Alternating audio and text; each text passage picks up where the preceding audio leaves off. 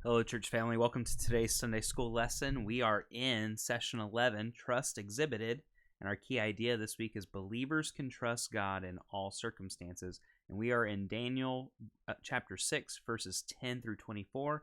And if you look at today's lesson, at least in my book, there's a picture of a lion. And if you are familiar with the book of Daniel, you could probably guess what we are going to be looking at today. We're going to be looking at Daniel being thrown into the lion's den and subsequently God's protection over Daniel through this because of Daniel's faithfulness to him. So I want to start off by asking the question, in what areas of life do you find it most difficult to trust God, and what does trusting God look like? For me, trusting God is hard when it's easy for me to trust God when I don't know the answer. When I don't know what's going on, that's where I can rely on the Lord. I know He's going to solve it.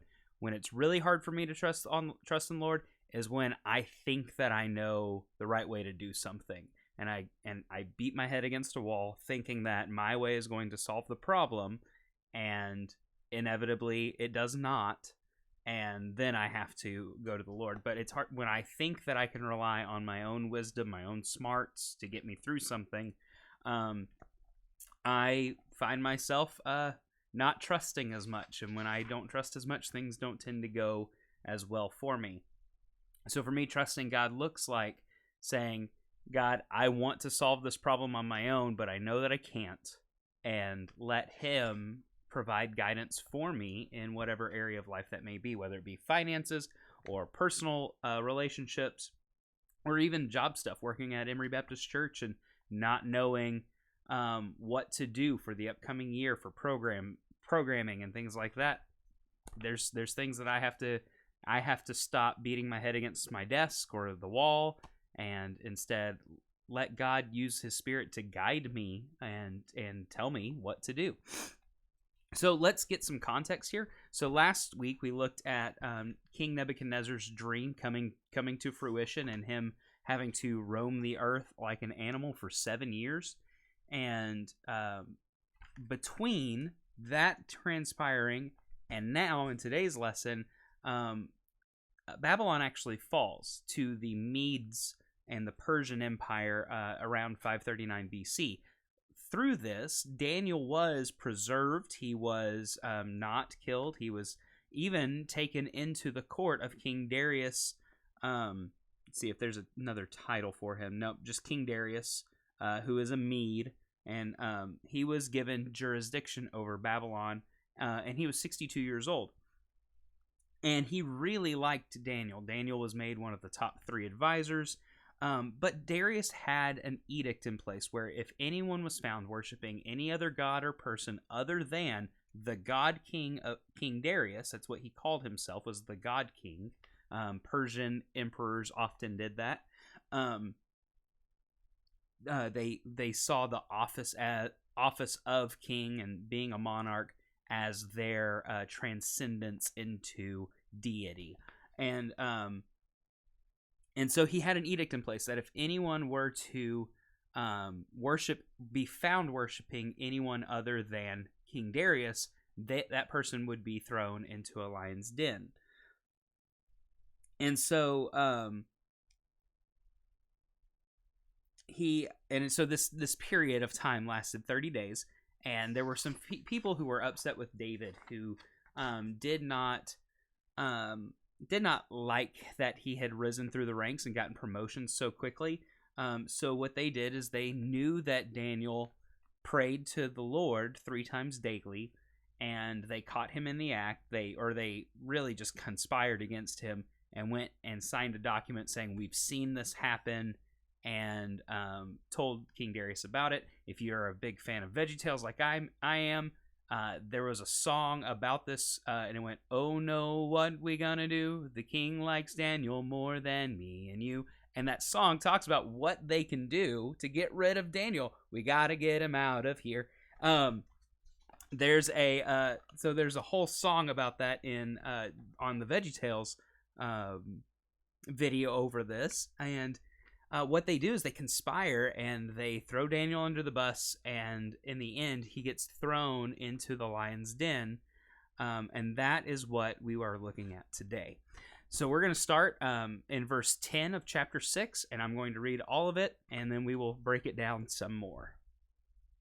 When Daniel learned that the document had been signed, this document was the document that says if anyone worships any god or man other than King Darius in the next 30 days, they will be thrown into the lion's den.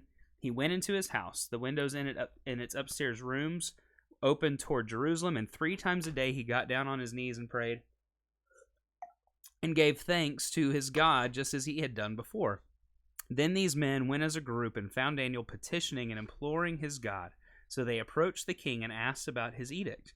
Didn't you sign an edict that for 30 days any person who petitions any good god or man except you, the king, will be thrown into the lion's den? The king answered, as a law of the Medes and Persians, the order stands and is irrevocable. Then they replied to the king, Daniel, one of your Judean exiles, has ignored you, the king, and the edict you signed, for he prays 3 times a day. As soon as the king heard this, he was very displeased. He set his mind on rescuing Daniel and made every effort until sundown to deliver him. So King Darius was not happy about what was going to transpire. Again, he liked Daniel. He wanted to rescue Daniel, but he was bound by the law that he had signed, that these advisors had put before him. So everything in this was a plot. Then these men went together to the king and said, You know, your majesty, that it is a law of the Medes and Persians that no edict or ordinance the king establishes can be changed. So the king gave the order, and they brought Daniel and threw him into the lion's den. The king said to Daniel, May your God, whom you continually serve, rescue you. A stone was brought and placed over the mouth of the den. The king sealed it with his own signet ring and the signet rings of his nobles, so that nothing in regard to Daniel could be changed. Then the king went to his palace and spent the night fasting. No diversions were brought to him, and he could not sleep. At the first light of dawn, the king got up and hurried to the lion's den. When he reached the den, he cried out in anguish to Daniel. Daniel, servant of the living God, the king said, Has your God, whom you continually serve, been able to rescue you from the lions? Then Daniel spoke with the king. May the king live forever. My God sent his angel and shut the lions' mouths, and they haven't harmed me, for I was found innocent before them. And also before you, your majesty, I have not done harm. The king was overjoyed and gave orders to take Daniel out of the den. When Daniel was brought up from the den, he was found to be unharmed, for he trusted in his God. The king then gave the command, and those men who had maliciously accused Daniel were brought and thrown into the lion's den, they, their children, and their wives. They had not reached the bottom of the den before the lions overpowered them and crushed all their bones. Excuse me. So we see here that justice was served, that Daniel was faithful. King Darius was reluctant to even have this thing done to Daniel, which is a different picture than I think a lot of us actually have when we just think of the story. We think of King Darius as the bad guy. These guys were conspiring, also the bad guys. And I think we often forget that King Darius had a love for Daniel and a respect for Daniel. And while that may be, that doesn't make King Darius I wouldn't say that makes him a believer of the living God, but he's at least a respecter of Daniel's worship of the Lord. And so we see here this mutual respect between the two. They were friends. He was an advisor to the king. And so just remember that we live in a world of a lot of emotional turmoil, and that was the same with David and the kings he served. Daniel and the kings he served. I think I said David. So let's go ahead and look at the first section here. That's the trap set. This is verses 10 through 14. When Daniel learned that the document had been signed, he went to his house. The windows in its upstairs rooms opened toward Jerusalem, and 3 times a day he got down on his knees, prayed, and gave thanks to his God, just as he had done before that document was signed. Then these men went as a group and found Daniel petitioning and imploring his God. These men are actually about 100 and It's 122 people according to our text here. It says 120 satraps and 3 administrators minus Daniel, so 122. And this was mentioned in the first verses of Daniel chapter 6. So they approached the king and asked about the edict. Didn't you sign an edict that for 30 days any person who petitions any god or man except you, the king, will be thrown into the lion's den? The king answered, as a law of the Medes and the Persians, the order stands and is irrevocable. Then they replied to the king, Daniel, one of the Judean exiles, has ignored you, the king, and the edict you signed, for he prays 3 times a day. As soon as the king heard this, he was very displeased. He had set his mind on rescuing Daniel and made every effort until sundown to deliver him. So what is the line, if we look at this and look at Daniel's example, what is the line for believers when it comes to ignoring or knowingly disobeying laws that restrict religious freedom? Well, we know that the scriptures tells us that all authority is God approved, all authority is set in place by God, so we should respect the authority that God has put over us. That even means a tyrannical ruler, we should respect the laws that they have in place, unless that law forces us to do something that is against what the Lord says, against the Bible, against the things that we believe. So if our government said, okay, tomorrow, in order to continue to be free, we need to free up some housing, everyone has to go and kill the neighbor on their left. Well, that would be in violation of the 10 Commandments, notably the 4th commandment, or 5th, I think the 4th commandment, maybe the 5th commandment. I'm going to look real quick. Just to make sure I don't have this wrong.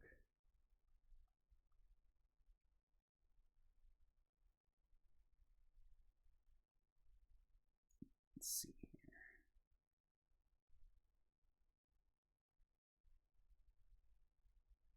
All right. Number 6.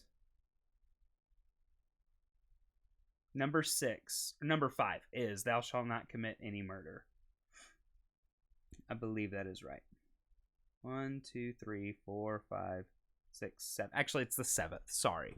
It is the 7th commandment. So this is that would be against the commandment. Well, also the very first commandment is you shall have no other gods before me.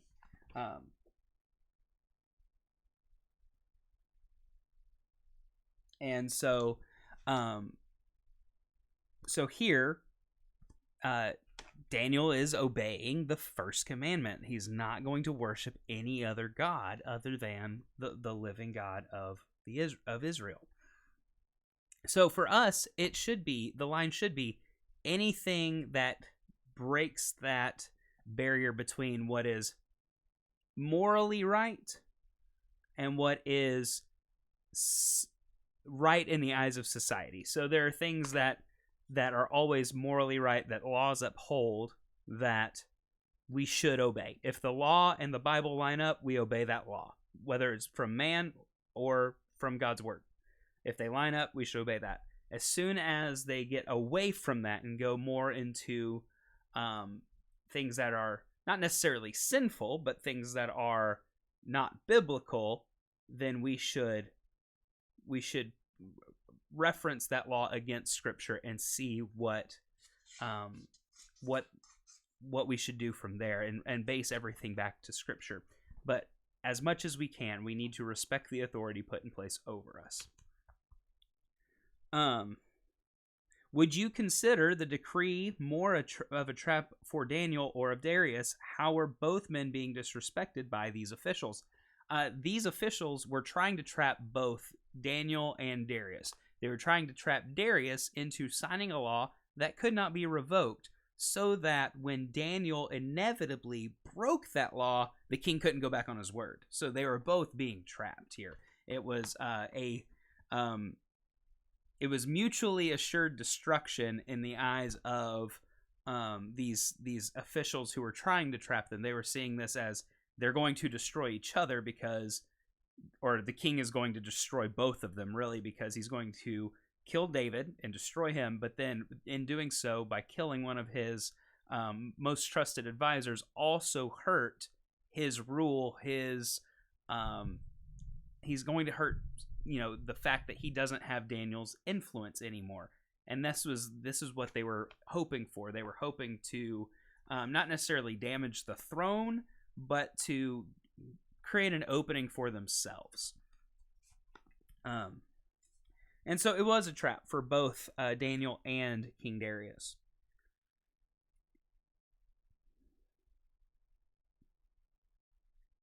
So now let's read The Door Shut. This is verses 15 through 18. So then these men, these officials, went together to the king and said to him, "You know, your majesty, that it is a law of the Medes and Persians that no edict or ordinance the king establishes can be changed." So the king gave the order, and they brought Daniel and threw him into the lion's den. The king said to Daniel, "May your God, whom you continually serve, rescue you." A stone was brought and placed over the mouth of the den. The king sealed it with his own signet ring and with the signet ring of his nobles. Excuse me. So that nothing in regard to Daniel could be changed. Then the king went to his palace and spent the night fastings. No diversions were brought to him, and he could not sleep. So this section is entitled "The Door Shut," and I think there's two doors here that are, or maybe even three. So first off, the accusation to Daniel was never brought. It was never brought directly to him. These guys, they saw Daniel doing what he did, praying to the Lord. They spied on him, and then they immediately went behind closed doors to Darius and said, "This is what we've found. This is what we've discovered. This is what we've uncovered, and we're coming to you in secret, not openly accusing Daniel. We're just telling you what we saw." So that was the first closed door.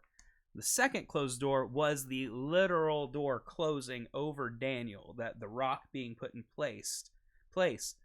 And then the final door, I think, is King Darius. His word was final. He had to seal the door with his signet ring and the signet ring of his nobles. And so that was the metaphorical door being closed, because that rock had been put in place, and now it was sealed in place. It was actually shut. And so there was a cover of darkness, or in secret, that door was closed. The physical stone was put in place, and then it was bound in place, and the door was shut as far as being able to go back on his word, because Darius did seal that stone in place with his ring. So, what is the significance of no recorded words being attributed to Daniel in response to the charges and sentencing? We don't get a defense on Daniel's part. He didn't say anything to Daniel. Daniel didn't say anything to Darius. He didn't get to say anything to these guys. He was brought without trial. It was unjust what happened to Daniel. It was, I'm not going to say it was pure speculation. These guys knew what was going on, but it was absolutely unjust, unfair. He did not get defense, and the way it all happened was a mockery of justice. Yes, Daniel technically broke the law, but it was an unjust law, and it was a law that Darius himself wanted to repeal but could not. So what actions could the king have taken? What do the actions he took reveal about his understanding of God and prayer? So the king could have said, "Actually, no, I'm not going to do this. I'm going to break the law myself. I'm the king." He could have done that, but he did not want to set he did not want to set that example. He did not want to set that precedent, but not for a noble reason as far as the Lord, really just to save face in his own politics. It was a completely political decision to do that. He didn't want to break up the status quo, shake the boat, rock the boat rather. And I think it reveals that he respects Daniel's choice for prayer, but Darius himself is not a praying man. He's not a believer in the Lord. I think it goes more to show that he respects David's freedom of religion, but doesn't practice that religion himself. And so he said, may your gods pray and maybe your God will save you. He didn't pray. He didn't pray to the same God to save Daniel. He actually had the ability to save Daniel himself. He did it the next morning. He could have stopped all this, but he was bound by law, a law that he put in place. But as we know, the law was unjust, and that was a law that should not have been followed by any believer in the living God. Okay, so let's now read the last section, the tables turned, and this is chapter 6, verses 19 through 24. At the first light of dawn, the king got up and hurried to the lion's den. When he reached the den, he cried out in anguish to Daniel. Daniel, servant of the living God, the king said, has your God, whom you continually serve, been able to rescue you from the lions? Then Daniel spoke with the king. May the king live forever. My God sent his angel and shut the lions' mouths, and they have not harmed me, for I was found innocent before them. And also before you, your majesty, I have not done harm. The king was overjoyed and gave orders to take Daniel out of the den. When Daniel was brought up from the den, he was found to be unharmed, for he trusted in his God. Then the king gave the command, and those men who had maliciously accused Daniel were brought and thrown into the lion's den, they, their children, and their wives. They had not reached the bottom of the den before the lions overpowered and crushed their bones. So how does God vindicate his faithful followers through both sparing their lives and through their deaths? God vindicates us because through sparing our lives, because he's proving that he's faithful, but also through our deaths, especially for those who are martyred for the faith. If you've never heard of a ministry called the Voice of the Martyrs, it goes to tell the stories of Christians in other parts of the world who are being killed in the for their faith, for being Christians, and God vindicates them by rescuing them from this earth. And that sounds like a backwards way of doing it. Like, why would a loving God allow his people to be killed? Well, the alternative for those people is often torture. And torture, while it's very present in a lot of these countries, it's often much worse than death. And so by these people being martyred, they are A, dying for their faith. B, they're going to heaven. They are believers. They're going to heaven. That is the worst the pain will ever be, and the greatest that their joy will or the smallest joy they ever had would be on earth. Their joy will only ever be greater, but the worst anguish that they've ever been in will be on earth, and it will stop there. So he vindicates us by rescuing us through our death, but also by allowing the gospel to spread because of these deaths. The Voice of the Martyrs is a way that God does vindicate. He uses others and people to tell the stories of these martyrs so that their death doesn't have to be in vain, so that it can further the gospel even after they've left the earth and gone to heaven. So he's faithful to us. He's faithful to us because we're faithful to him. And how is God's presence part of the vindication for a believer when facing persecution? It's the only hope we have. When we are facing death, that's the hope that when we inevitably succumb to the persecution before us, whether it be torture or whatever it may be, whatever that persecution may be, God is our hope. And God's presence is what will get us through the persecution to come. We don't experience much persecution in America, at least not not the persecution that would take our lives. We experience persecution through stereotypes and people making bad judgment calls and people not understanding what it is we're about and bad mouthing Christians, yes, sure, that's also persecution, and that shouldn't be overlooked. But also, we have to understand that our freedom here in America is so great. We're not facing what Christians are all over the world. That we don't have that same experience here in America, and I think it's important for us to remember that. Remember that whenever we feel rejected by someone who just doesn't want to hear the gospel. That's kind of when we get ridiculed for believing in Jesus, for being a Jesus freak, as DC Talk put it. We should take to heart that it could be so much worse, and we should thank the Lord for it being as good as we have. So I hope this has been encouraging for you, helpful for you. I pray that you will continue to be faithful, even in the midst of unjust laws. There will be a time, brothers and sisters, where Christians in America will be persecuted, much like they will be all over the world. And we have to exhibit that trust that God is going to get us through it, that He is our hope, and He will see us through to the end, even if it does mean our earthly death. So thank you. I'll see you soon. Bye-bye.